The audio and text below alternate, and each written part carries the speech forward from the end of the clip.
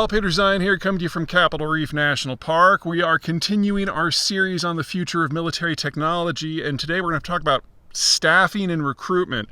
What does the United States, or really any country, need if it's going to succeed in this changed era of warfare?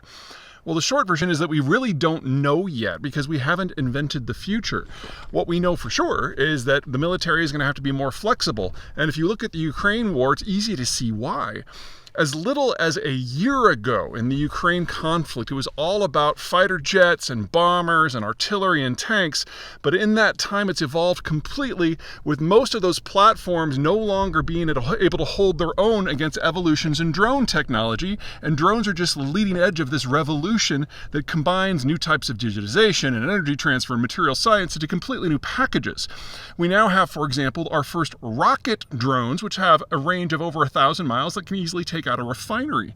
The world is changing. What we do know is that the old style of doing war, which is basically throwing a bunch of bodies at something else and see who comes out on top, isn't going to work. One of the biggest problems that I have with the current administration, most notably Defense Secretary Pete Hegseth, is he doesn't seem to understand how the numbers work.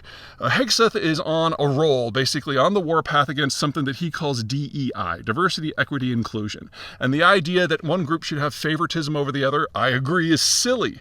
But in the military context, that's not how DEI has ever been implemented. DEI in the military is a recruitment tool. Based on how you look at the numbers, at most, 30% of the American population are straight white males.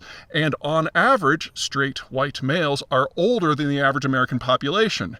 So no matter what your definition is of what a good soldier, marine, sailor, or airman happens to be, the bottom line is if you're drawing from a small pool that is getting smaller and you're fighting a war of numbers by your own definition, you're gonna lose and lose badly. And that's before you consider the changes that are coming to the technology. We need better skill sets embedded within the system, and that means recruiting people in a different way than how we do it now. Right now, we generally bring in people in the age bracket of roughly 17 to 25, and we break them down, we indoctrinate them into the system, train them on systems that have existed not for years, but for decades. Well, that's not going to work when the technological time to target is measured in weeks to months. We also need to change procurement. The idea that the military goes out there and says what it wants, and then private military contractors go out and design the system, basically parade it in front of the military to see what works, and then years from now we get a prototype, and years after that we get mass production.